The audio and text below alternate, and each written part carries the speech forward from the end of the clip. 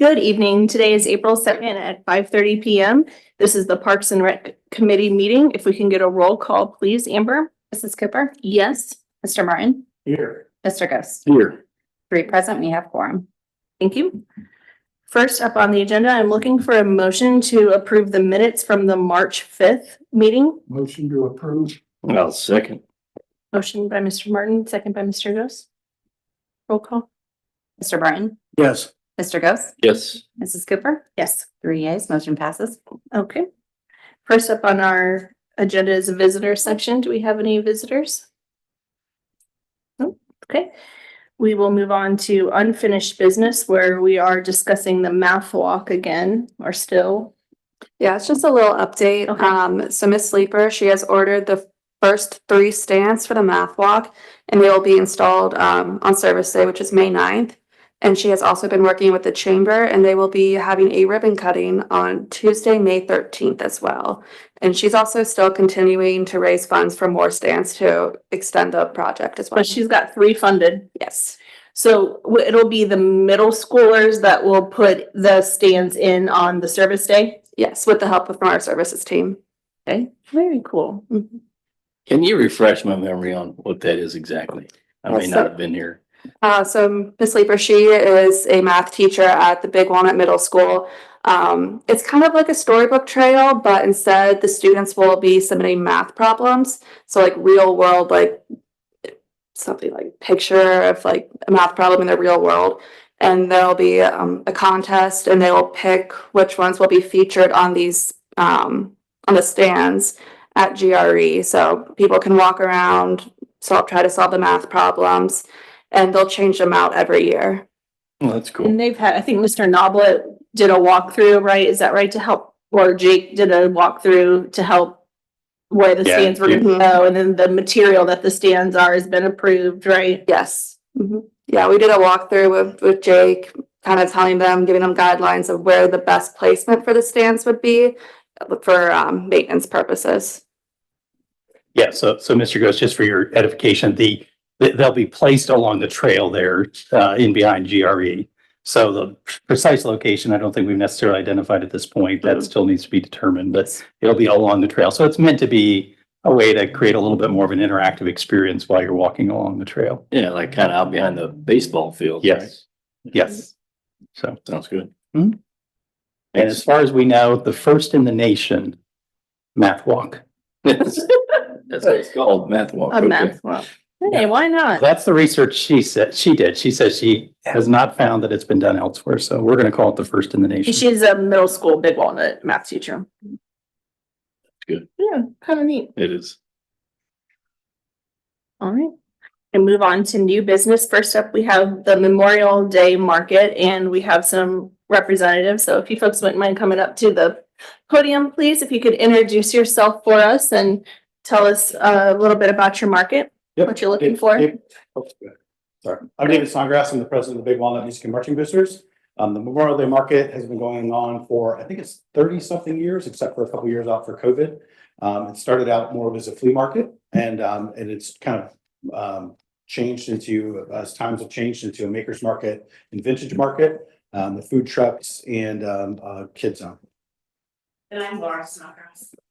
And we're both on the Music Boosters board, and I chair the Memorial Day Market and the winter market that we do at the high school. Okay, thank you.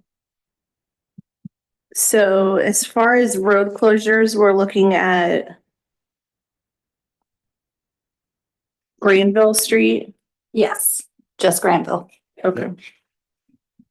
Yeah, it says from South Columbus to Vernon. Okay.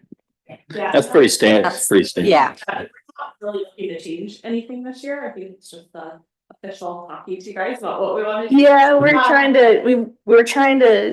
we've implemented this permit, and we're just trying to, we really want to put like a face to the name, and just so that we're aware if there's any problems or anything we can kind of prevent ahead of time. But I mean, you guys have a long standing Yeah. history. We don't see it. There's no red flags from this is Police, past fire, emergency services, staff. police, fire and services. No issues.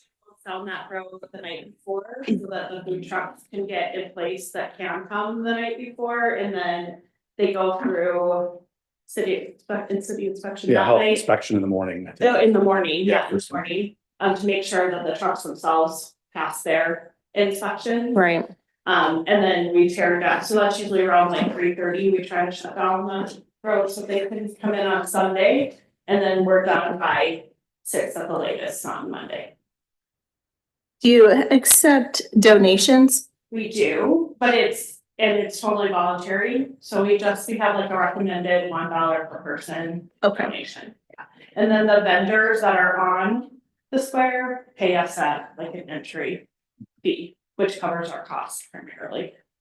Is that your only source of funds? The donations and the vendor. Yeah, and then we do the winter market as well. And then we do a mattress sale, which is a small amount every 2 years. Hmm. And then those are our primary fundraisers. We have What is it, 40,000 a year that we try to raise? something like that. We would like to be raising 40,000 a year to cover all the costs. We don't get anywhere near that just Just yet. This is about 8,000 that comes, 6 to 8,000 that comes in, and it costs about 3,500. Are you, do you guys benefit the whole music department for So Big everything Walnut? everything from. You're the only middle booster school- We're the only organization? Yeah, boosters, we're the only boosters. Yeah. And right now it's orchestra, choir, and band for 5th through 12th. The primary expenses are in the 9th through 12th with the marching band, and the uniforms are the biggest cost, and then competitions. So there's actually pretty significant fee for competitions. And our participants pay only for band camp to cover the food Well, costs. our band, most bands around here charge $300 to $400 to pay to play. Mhm. And we have like, I think we just raised it to $50 this year, or is I think it 70. $70 as a band? Yeah. And the rest we- Whoa. Yeah, it's really. We pay more for our football players. A lot more. Yeah, we talk a lot, like, we need more volunteers, so. But we talk a lot about, there's about 10 of us that raise the full amount each year, and it turns over, so like, our son won't be at Big Walnut next year, so we have to turn over to a new president, so just Sure. keeping that income coming in is really tough, and I'm not sure the parents all understand how good they have it with. Yeah. cost. Yeah, Are you able to cover all your costs every year? so far. We're able to cover our costs every year and then some, but we need to continue to put away more towards that uniform refresh. Cause you don't buy uniforms every year. No, you buy them every 10 to 15 to 20 years, just depends on. And the last time they bought uniforms, we did not have enough money to cover it, so the school loaned us part of it, and then we paid it back. Okay. Well, we wish you all the luck and all the money. Daryl has guaranteed a sunny day, so.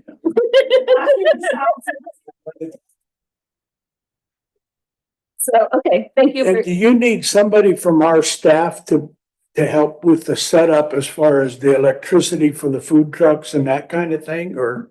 We would welcome any help, but I don't think we do. The one thing last year, 2 years ago, we had trouble with some of the electricity, so the kid zone, we had 2 generators last year, and we understand now we don't need that. So, they're just gonna hook up to the electricity that Yeah, is and there. Teresa, who had helped us for years, Johnfield. Johnfield, who helped us for years. She's gonna be there this year, but she's not coordinating the food trucks. And then she's passed on the knowledge to some of the other. Of how they Okay. use all the Yeah. electricity on the square. Oh, okay, Okay. good deal. Okay, Thank you. all right, thank you. Thank you. And that permit has already been through the events committee as well. Will we be bring, no, thank you for coming. Nice to Thanks for meet you. coming out tonight. Thanks for everything you do. Because we're closing down the street, do we need to bring this to council or no?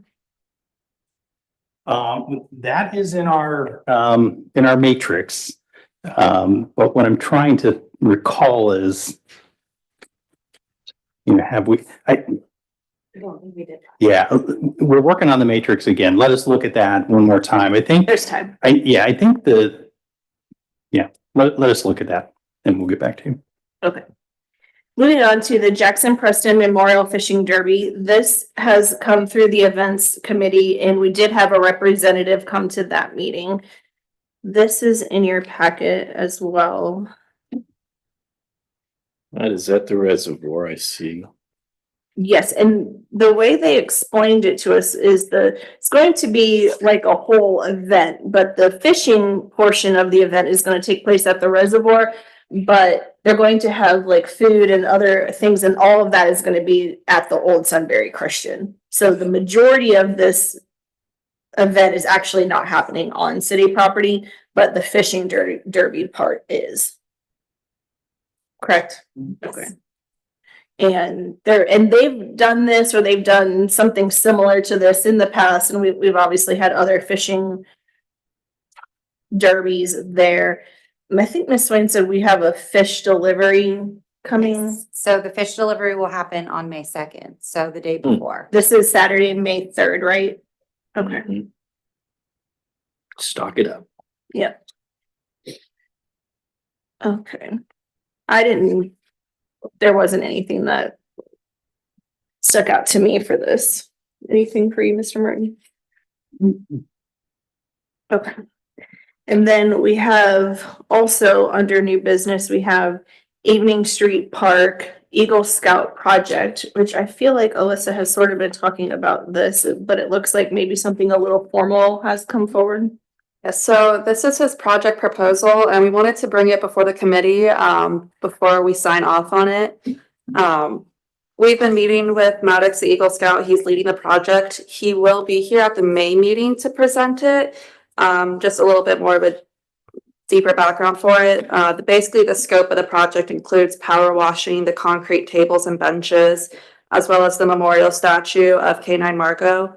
Additionally, it'll include planting flowers around the statue, installing a plaque with information, restocking the rocks in the various landscaping areas, edging, mulching the trees, and trimming up the trees along the banks of the creek as well, and staining and planting flowers around the footbridge. Sounds great. Okay, so here it says Evening Street Beautification Project. So it's not like one bridge or one podium or whatever. This is like just a project. Right, it's various little projects throughout the whole park. Okay. Did you say that they had a date for this, or? Yes, they are going to begin on May 10th and will be completed no later than June 14th. It's so great that these Eagle Scouts come to you guys and want to do stuff in the city. I love that. Mhm. Did you say what meeting did you say he's gonna come to? The May Parks meeting. They said the main meeting, and I was like, do you mean council? I don't know what you mean. May meeting. Okay, that sounds good. Okay, great. Yes, Miss Braun has been with the Cub Scouts and Boy Scouts for years, so great family. Okay, thank you. Do you have a monthly park update for us? That's on the back of your packet. So again, Evening Street Park, what we just discussed. General Rosecrans Park, as a reminder, the community Easter egg hunt will be next Saturday from noon to 3. J.R. Smith Park, we are currently in the final design process, so we will have a more detailed update regarding the timeline in early summer. Sunbury Memorial Park, we had 3 burials this past month. Town Square, Johnny Appleseed is getting ready to be moved. We don't have an exact date yet, but we will keep the committee updated. And with the warmer weather approaching, we're getting ready to put the lawn games back out on the square, and we will also be investing in getting more games out there for the residents.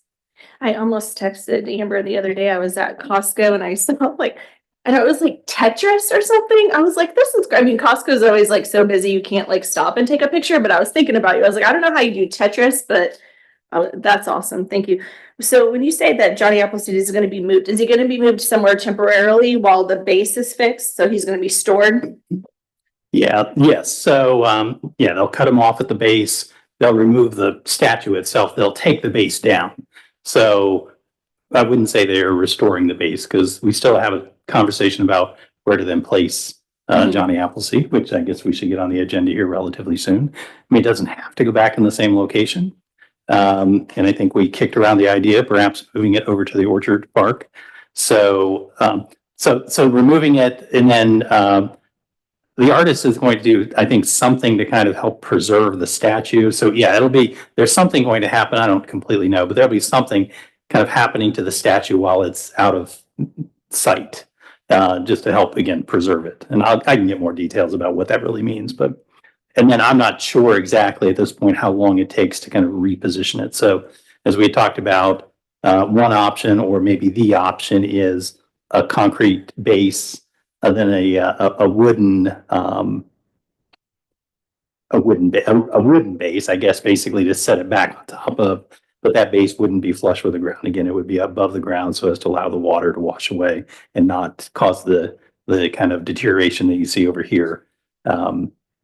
And we can, why don't you get more detail from Jake? Maybe we can get an image or two of what we're looking at in terms of the way it would be reset. And you say you don't have a date for when they're taking him? When they do, Yeah. we'll put something out on social media. Yes. Yeah, as soon as we know, we'll certainly be alerting the community. Okay. Speaking of the community, I know we're done with our agenda, but we've got so much time. I want to ask a question. And Amber's probably seen this too. I was wondering if we could get a little sign by where folks are used to going into the reservoir area where the gate is now locked. If we could get a sign that says enter over here with like an arrow or something, because we're getting feedback online that I think the reservoir is closed, because we get a lot of like, where can I go fishing? And I'm always like, how about the Sunbury reservoirs? And then I received feedback from folks like, oh, I think it's closed.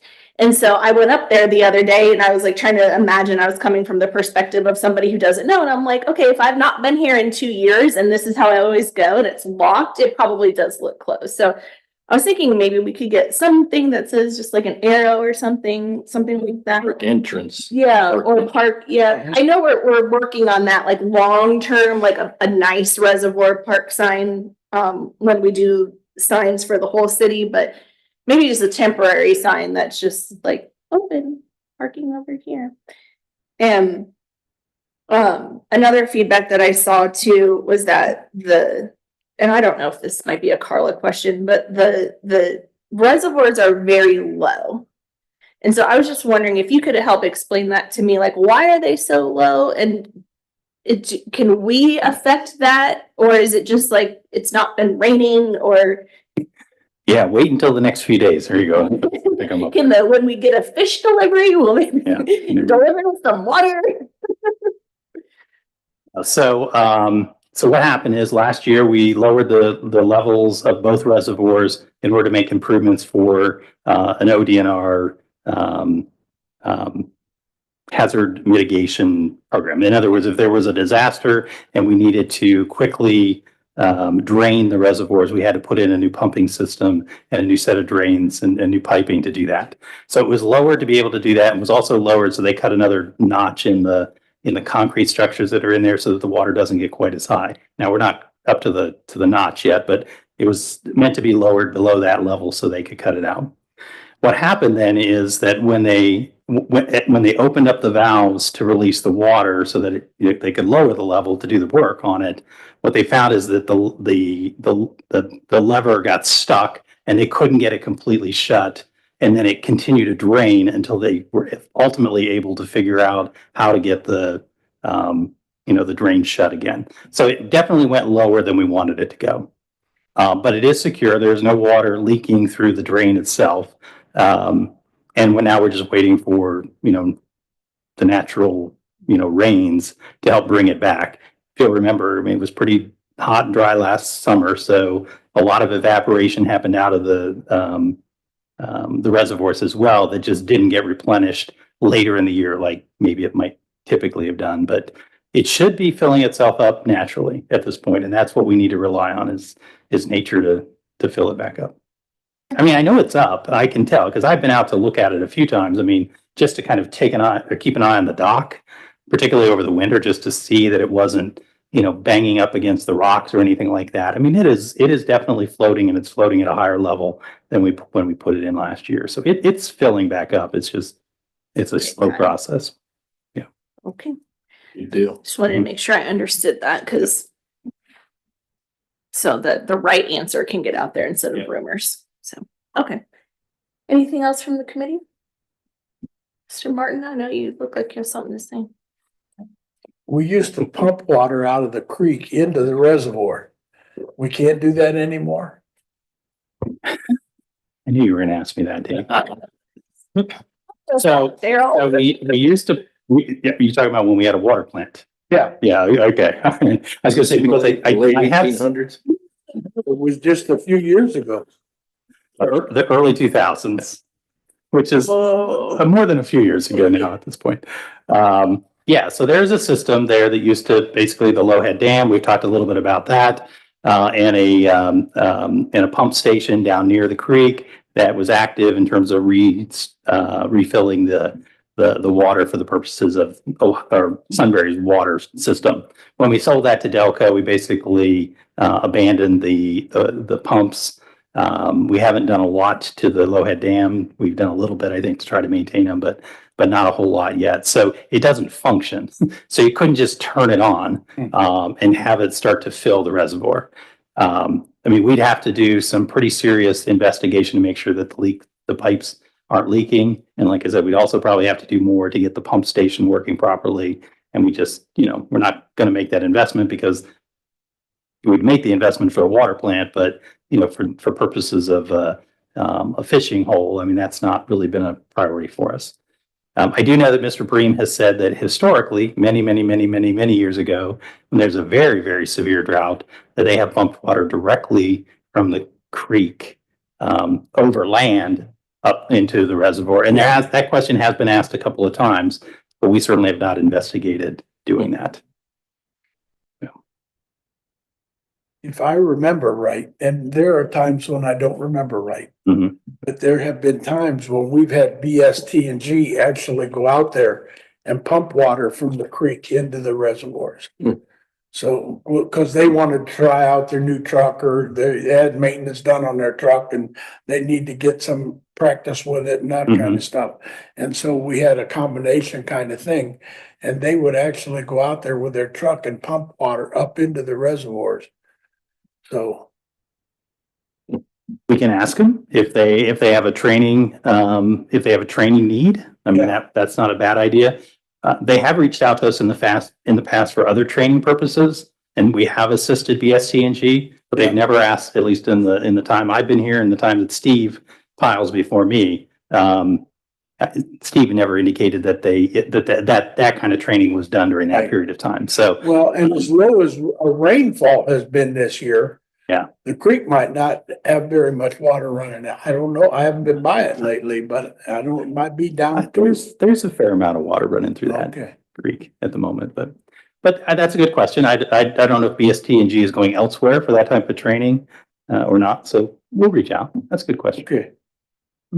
okay, well, I appreciate it because when our residents are talking about it, then I just want to bring it up and be informed. So did you guys see the Niagara Falls on April 1st posted that they were emptying the falls for cleaning? And they showed a picture of Niagara Falls and it was all mud. It was for April Fools. It was pretty cute. Wait, I'll go ahead and make a motion to adjourn, please. Second. Okay. Call, please. Mrs. Cooper? Yes. Mr. Ghost? Yes. Mr. Martin? Yes. 3 yeas, we are adjourned. Thank you.